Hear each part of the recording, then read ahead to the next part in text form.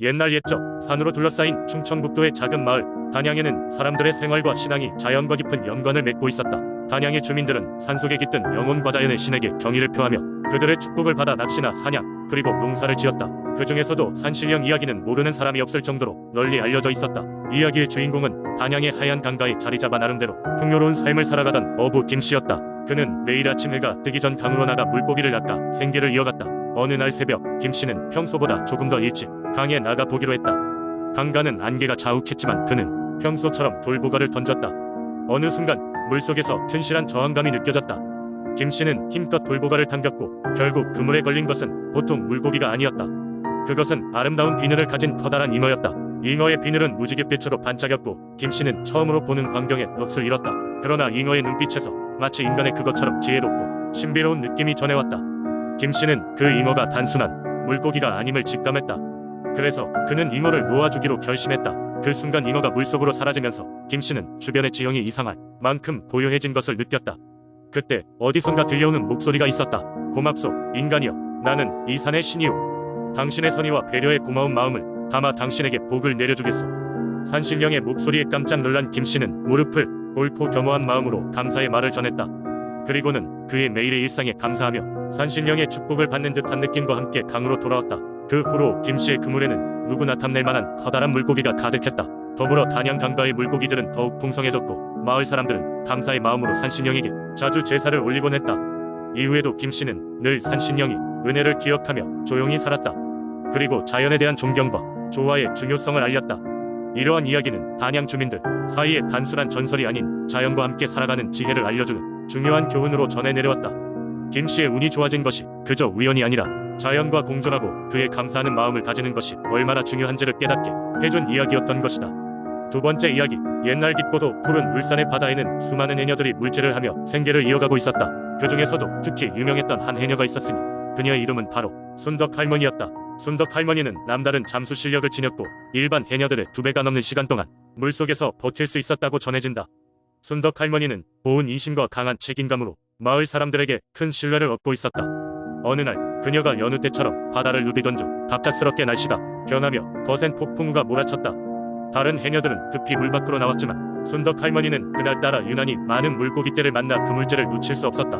폭풍우 속에서 물속을 헤매던 순덕 할머니의 눈앞에 놀라운 광경이 펼쳐졌다. 바다 깊은 곳 엄청난 크기의 바다 괴물이 나타나 그녀를 위협하고 있었다. 순간 당황한 순덕 할머니는 이 대괴물이 이곳 바다의 주인임을 직감했다. 하지만 순덕 할머니는 자신의 두려움을 억누르고 용감히 괴물에게 다가갔다. 순덕 할머니는 괴물에게 진정성을 다해 마을 사람들의 생계를 위해 물질을 할 수 있도록 허락해달라고 부탁했다. 그녀의 간절한 마음이 전해졌는지 바다 괴물은 순덕 할머니의 진심에 감동하였고 이후 마을 사람들이 계속 이곳에서 물질할 수 있도록 바다를 지켜주겠노라 약속했다. 그때부터 순덕 할머니와 바다 괴물은 마치 수호신과도 같은 존재가 되어 해마다 이맘때가 되면 거센 파도가 몰아칠 때 순덕 할머니의 고요한 모습이 떠오른다고 전해졌다. 바다 괴물 또한 약속을 지키며 마을을 침범하는 거친 파도와 해류를 차단하는 수호신 역할을 해왔다. 순덕 할머니는 그 이후로도 오랫동안 해녀로서 활약하다가 마을 사람들 속에서 조용히 노년을 보내며 바다의 안전과 평화를 바라는 마음으로 생을 마감했다. 마을 사람들은 그녀를 기리기 위해 바다를 지키는 순덕 할머니다 을 세워 매년 그 앞에서 바다의 평화를 기원하는 제사를 올리고 있다. 이 전설은 우리에게 자연과 조화를 이루며 살아가는 삶의 지혜를 일깨워준다. 순덕 할머니의 이야기는 단순한 민속신앙을 넘어 해녀의 삶과 울산 바다의 역사를 함께 이야기하는 소중한 유산으로 여겨진다. 세 번째 이야기. 옛날 옛적 충청남도 논산의 한적한 산골 마을에는 마을 사람들이 신성하게 여기는 커다란 느티나무가 서 있었습니다. 이 나무는 마을의 역사와 함께하며 몇백 년을 자라온 그야말로 신목이라 불릴 만한 존재였습니다. 마을 어른들에 따르면 나무에게는 영혼을 위로하고 고난을 이겨낼 힘을 주는 영험한 힘이 깃들여 있다고 전해졌습니다. 이 나무는 마을 사람들에게 언제나 그늘을 제공하고 여름이면 청량한 바람을 불어주며 가을에는 황금빛 낙엽으로 마을을 아름답게 물들였습니다. 마을 사람들은 매년 농사를 시작하기 전과 추수를 마친 후에 이 나무 아래에 모여 기도를 드렸습니다. 마을 사람들은 이 나무가 농사의 풍년과 마을의 평화를 지켜주는 수호자라고 믿었습니다. 어느 해 마을에는 심각한 가뭄이 닥쳤습니다. 논밭은 바싹 말라갔고 마을 우물은 점점 바닥을 드러냈습니다. 이 상황은 모두를 절망에 빠뜨렸고 마을의 노인들은 영험한 느티나무에게 도움을 요청하기로 결심했습니다. 마을 사람들은 큰 그릇에 물을 담아 나무 아래에 놓고 한마음으로 비를 내려달라고 기도했습니다. 그들은 아이들에게도 정성껏 기원하는 법을 가르쳤고 아이들은 처음으로 나무에게 진심을 다해 소원을 빌었습니다. 며칠이 지나자 마치 기적처럼 먹구름이 몰려오고 거센 빗줄기가 마을에 내리기 시작했습니다. 사람들은 기뻐하며 서로를 얼싸안으며 환호했습니다. 마을 노인들은 이 비가 나무가 기도를 들어준 덕분이라 말하며 더욱 나무를 경외하게 되었습니다. 게다가 이번에는 단순히 비가 내려 마른 논밭이 회복된 것에 그치지 않고 이듬해 수확도전에 없던 풍년을 맞이해 더욱 마을 사람들은 나무의 영험함을 확신하게 되었습니다. 그때부터 해마다 그 나무 아래에서 열리는 축제는 마을의 전통이자 가장 큰 행사로 자리 잡았습니다. 마을 사람들은 서로의 안위를 빌고 이웃 간의 우정을 다졌습니다.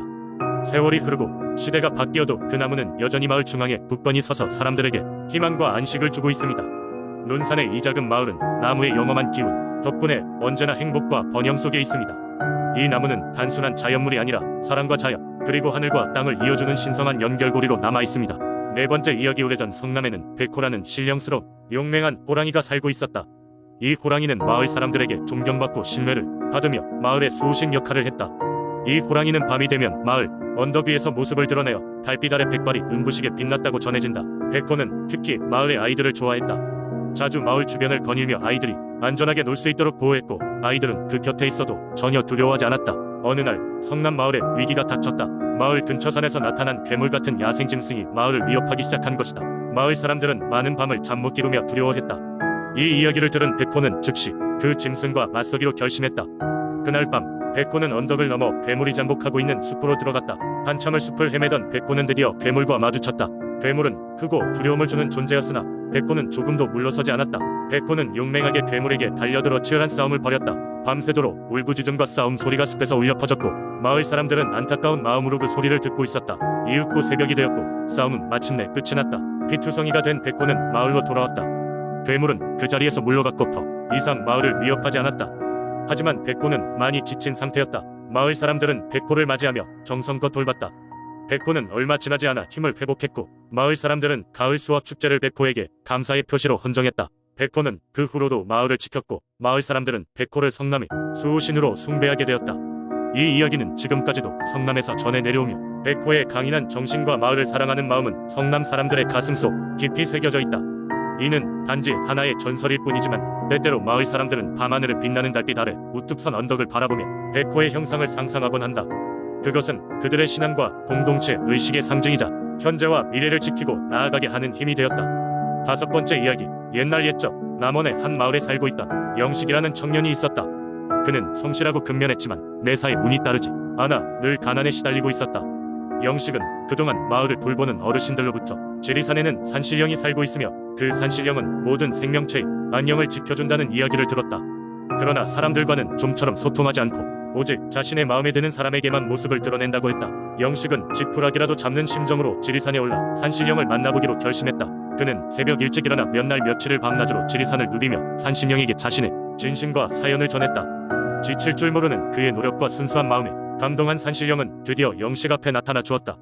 산신령은 나무로 뒤덮인 숲속 깊은 곳에서 부드러운 얼굴과 밝은 기운을 내뿜는 모습을 하고 있었다. 괴롭고 힘들겠지만 내가 가지고 있는 그 성실함과 꾸준한 노력은 곧 보답을 받을 것이다. 산신령이 말했다. 영식은 경건한 마음으로 그 말을 듣고 산신령에게 감사의 인사를 올렸다. 산신령은 영식에게 바위 틈새에서 빛나는 한 돌을 건네며 이렇게 말했다. 이 돌은 내가 어려움에 처했을 내 길을 밝혀줄 것이다. 하지만 이 돌의 능력보다는 너 자신의 노력을 더 믿어야 한다. 영식은 산신령의 말을 깊이 새기고 그 돌을 소중히 간직하며 마을로 돌아왔다. 그 후로 그는 더 열심히 농사를 짓고 주변 사람을 돕는 데 더욱더 매진했다.